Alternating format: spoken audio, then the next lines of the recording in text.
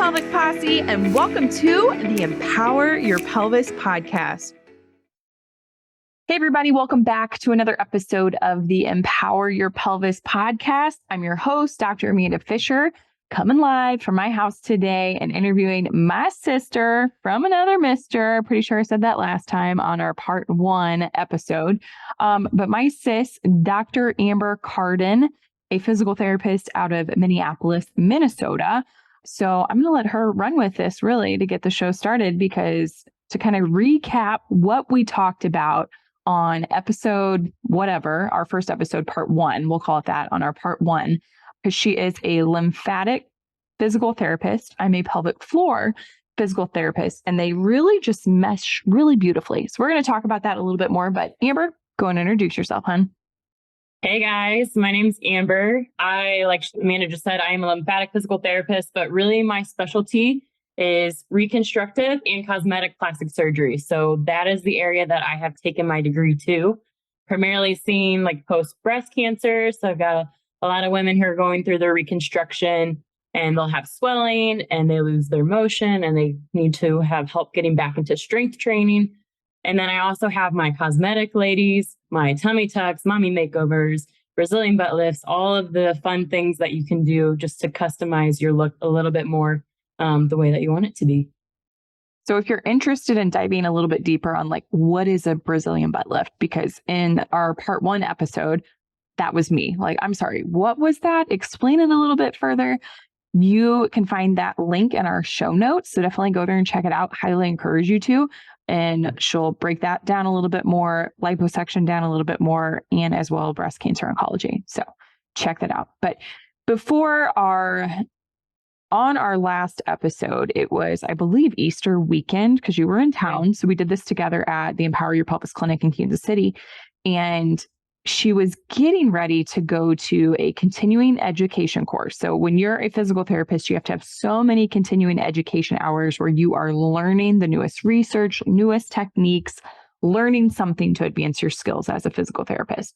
And Amber was getting ready to go to Los Angeles in April. And we shot this, I don't know, a week or 2 prior to that. So tell us how that went, what you learned, and what the course was as well. Yeah. So I think it was like the last week of April, I went out to LA. Really, my main goal was to get to learn from Nicole Somas. So she is an author. Her book is After the Cut. She's based out of New York, New Jersey area. But I knew I was going into this more cosmetic side of things, but nobody's doing it in Minnesota really. And I needed to learn from someone. I had all this knowledge and I felt like I knew what I was doing, but there's always power in numbers. She's been doing this a lot longer than I have. So she developed a course with Norton Lymphatic School, and they put on their first one back in April. So I flew out. I made sure I booked the first one, because even if, like Amanda said, we have to have so many credits a year, like I didn't even look at the number. I have no idea how many credits I got. I just knew that I wanted to learn more and make sure that I could provide the best care for my clients. So went out there. It was a 6-day course. It was amazing. I got to meet so many other people who are interested in the same things that I'm interested in. And she broke it down, body specific, each area, how to treat, what she does. She does do it differently than what I had been doing previously. So that was really cool to see her techniques and then figure out like how I can mesh what I was already doing and seeing good results with, but taking what her knowledge base was and applying it also to what I'm doing now to get even better results for my clients. I love it. So while you were out there, how many days was it? It was 6. 6 days. Yeah. Was your brain fried? Yeah. But like in the best way. Like I was so hungry to learn that really, like the first 2 days, it's a new course. You're learning everything, right? So the first 2 days we were supposed to like go like 8 to 5 and we weren't out until like 6:30 each day. But like, I didn't even care. Like I was just so excited. Like I just wanted to get every little piece of like knowledge and pearl that she had, like just tell me everything, to where like, I knew that like, I don't have any friends out in LA. Like I will just go upstairs and crash. But like while I'm there in her presence and in that class, like I just tell me everything. Like I would have stayed till midnight if she would have. So did you learn any new techniques outside of Brazilian butt lifts, breast cancer oncology, and liposuction? So tell us a little bit about that. Yeah, again, she went through the whole body. So Like the first couple of days were focused mainly on the face. So if you have like a nose job, if you have anything done to your eyelids, anything like that. You never hear about this. Like, think about all the people who broke noses in high school from basketball, like me, and exactly. I have a huge knot on mine. Mm-hmm. Okay. Never in a million years would I thought you would have had lymphedema therapy for that. Yeah. Well, think about it, like it's a surgery, right? So go back to your PT knowledge of like a knee surgery. You're going to get swelling, right? And then you can't move your knee as well because you're so puffy. So same goes into the cosmetic world, right? Like you're going to be swollen after a nose job. So let's get that swelling down. Mainly not even for like function like a knee, but just because you want to have your face back, right? Like you don't want to be walking around swollen. Very cool. Okay. So noses, you said eyelids. So I guess like lifting the hood. Yeah. Yep. There's a couple different things, but yeah, lifting that hood's a big one. Okay. Some people like do like an ear surgery, chin lipo, all sorts of things. What's an ear surgery? Is that where you pull your face back? Well, no, that would be a facelift. Okay. That's another good one. So some people like may be born with like their ears out wider, right? Like I feel like I was totally that kid who had huge ears and I just grew into them. But some people will have their ears out. And so if they don't like that look, you can do a surgery to pull them back. Huh. Or if some people like, I feel like I've seen where like people will like accidentally pull like an earring through. So there's also like earlobe techniques that they can do as well. Interesting. Okay. And then after the head, your breast augmentation, your breast reductions, breast lift, arm lipo. Again, it goes all the way down the body. So what is your, I guess, timeline of when you see patients after this? Like are faces less weeks than breast augmentations or tummy tucks or any of that? Or are they all about the same? Honestly, it's surgeon dependent. So they control a lot of what I do because it's their masterpiece, right? So I don't want to ruin anything. Their protocol. Exactly. Yep. So I'm going to follow whatever they want. If they're asking me for guidance, because again, this is newer in Minnesota. So I'm working a lot with the surgeons to develop when we're starting this. Usually I'm trying to get people like on the second day after their surgery. So Okay, cool. They have their surgery, they have a day to chill and relax. And then I like to come see them after that. Awesome. Did you have a favorite area of treating while you were out in LA? Like a favorite technique you were learning for favorite body part? Honestly, no. I just, again, if you told me I had to go back and like just go into the ortho world, I wouldn't enjoy that. Like that's just not what makes me happy. But if you say someone is swollen and we're going to get that down and then we're going to get back to their function and maybe they do have a little bit of ortho in there, right? Because my breast cancer ladies do. I love that. Like I want to get that fluid off of you so we can get you back to your normal life. Can you explain to the breast cancer ladies or people listening who have friends with breast cancer what ortho function they may be not having? Yeah. Okay. So a lot of times during reconstruction, it involves their pectoral muscles, which is your chest muscle. And so usually when I'm seeing these ladies, because that muscle has been moved around and manipulated with those surgeries, that pec muscle is super tight. So they can't move their arms. And really that's right away, like right after any type of breast surgery. Again, this is surgeon dependent. Some people aren't this way, but most surgeons are saying like for anywhere from 1 to 4 weeks, you can't raise your arms over 90 degrees. So you can't go above shoulder height. You've got to keep it there or below. Really, then what that can do though is I have to get that motion back, right? So the pec muscle is just too short. I got to get the muscle to work again. And sometimes too, you'll see people get what we call shoulder impingement. So it's just getting pinched in that shoulder joint, either a tendon or a nerve. And so also helping them with that as well. Do you find a lot of them who are like rounding forward with their posture because their pec muscles are tight? 100%. Yep. Okay. Yep. And you'll see that too. And again, it's not a bad thing always. Like if you have a tummy tuck, you're going to see people walking in a slightly forward posture. Just like C-sections. Good. Yeah, exactly. Yes. And that's good. You don't want to force them up right away because they are healing. Yeah. Okay. Mm-hmm. So there you have it for breast cancer patients. I know we've had plenty of friends that have gone through it as well. Like make sure you're getting that range of motion and seeing somebody for it. You can also do wellness, just strengthening afterwards too, after your breast cancer, which I think is highly recommended. Yeah, once it's appropriate, I try to get all of my people onto strength training. So it's shown a strong correlation of decreasing the recurrence rate of cancer. So they won't go into strength training right away, but once it's appropriate, then let's start doing something because I want to decrease that risk as much as we can. So after you got back from LA, tell us what happened. Then I got asked to join Nicole in Miami. So that was really cool. To help just teach. got back. Yeah. Yep. So I got to be a teaching assistant for her and take the skills that I learned from her and now help others learn how to do it as well. Very cool. So what parts did you get to help teach with? Like, were you helping people manage their skills? Like how much pressure they were putting down? Yeah, I got to, I did the lectures for lymphatic anatomy and manual lymphatic drainage. And then I also was walking around daily like, okay, nope, I would make this adjustment instead. A lot of times, because our course, it contains massage therapists, occupational therapists, nurses, PTs. And so it was really like, I love watching the massage therapists because they do this all day long, right? Like they massage. But it was really funny because they also get into their habits, just like I was with my lymphatic or lymphedema knowledge. You get into your routines. And so it's breaking down those old routines to try out this new way. Very cool.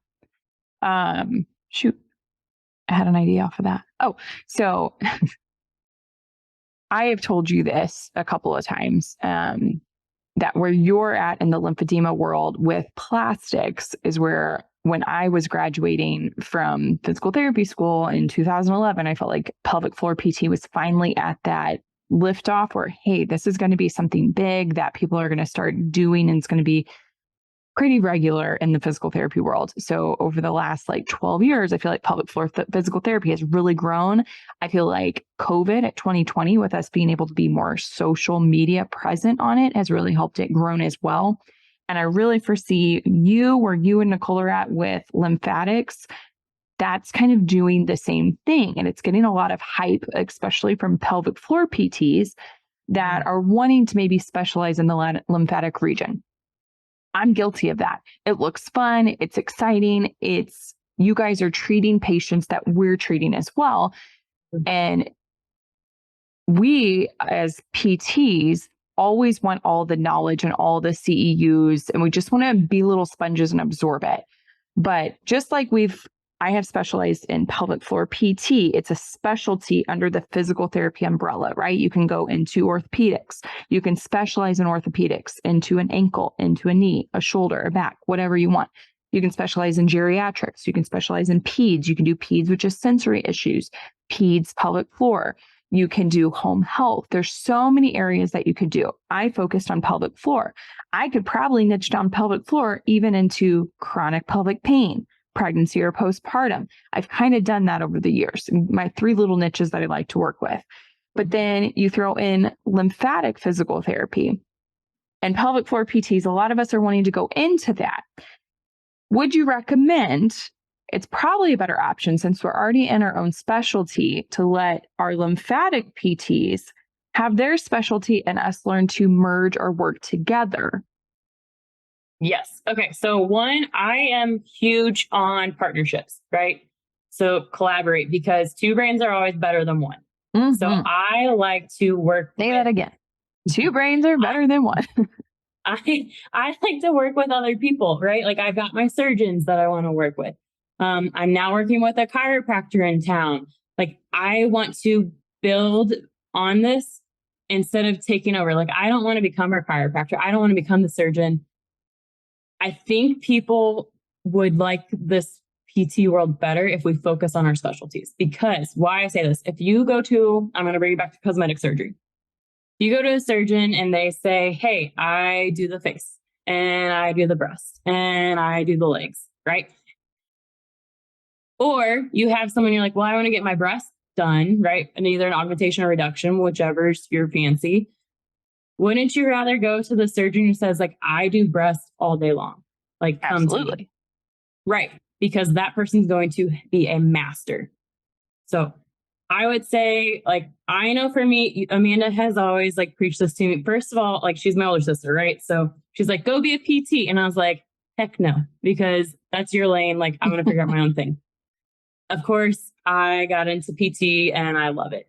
Then she's like, go be pelvic floor therapist. I'm like, not my jam. All right. It's just never going to be my thing. I can appreciate it and I can understand it, but it's just not what I love. I think we're all better if you can find like, what do you actually love? Yep. Go at that with all your might, 100%, because if you can really get into something and fully master it, then you're going to be helping your clients so much better than if you're trying to do every little thing. Mm-hmm.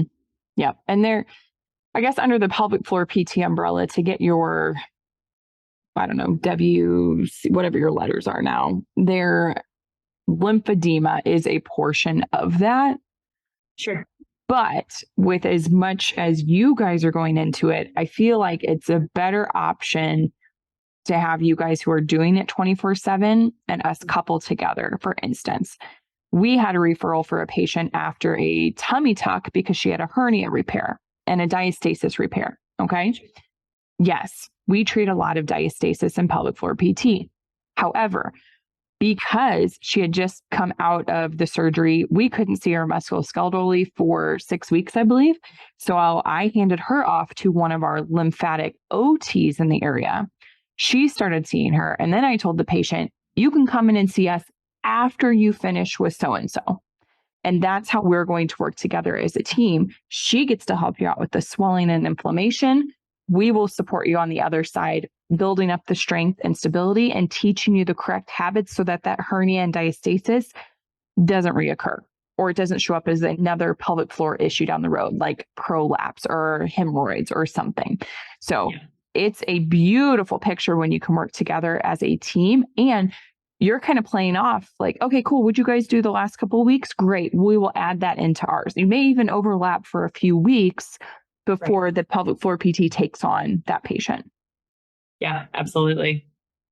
So yeah, there's a little bit. Anything you want to add to that, or?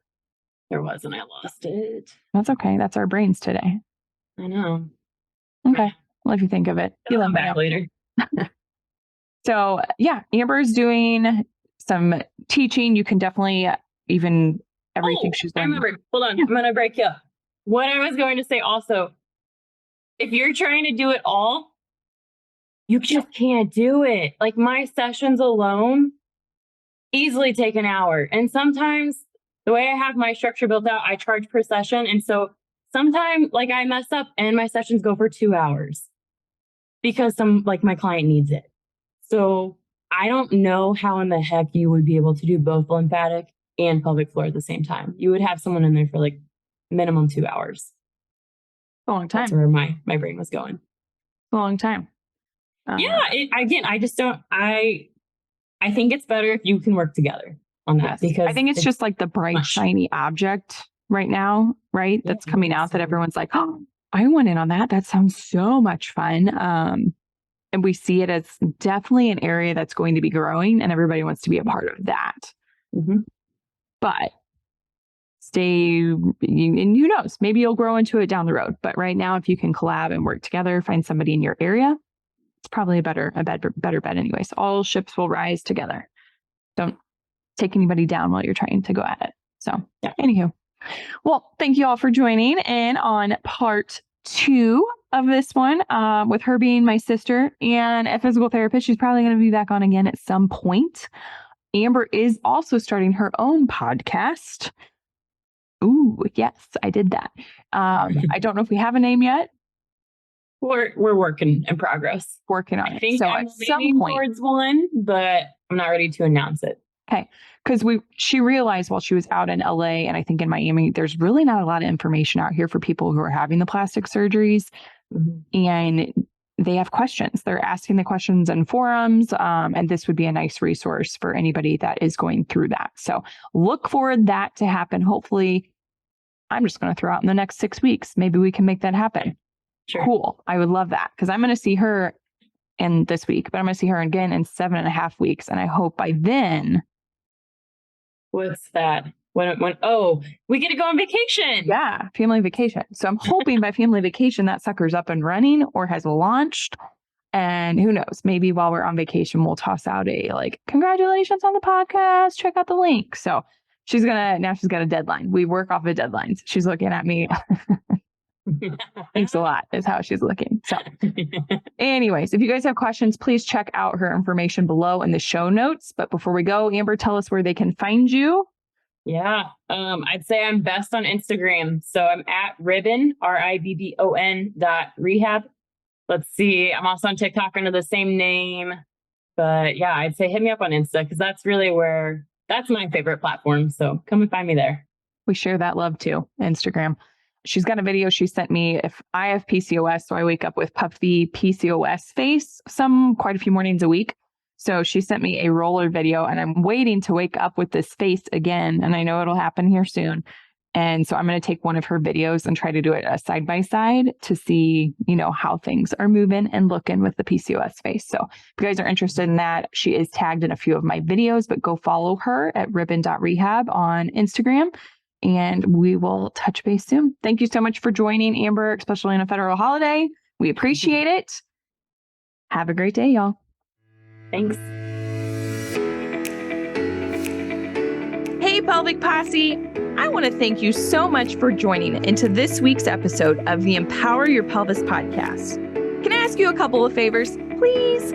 Number one, can you like and subscribe to this podcast so that you can continue to empower your pelvis forever so that you will never miss out? Number two, can you leave us a rating and a review telling them how amazing we are and everything that you have learned about your pelvic health? And then number three, if you haven't seen the video version of this podcast, you can go over to youtube.com/C/Empower Your Pelvis for all your visual learners out there.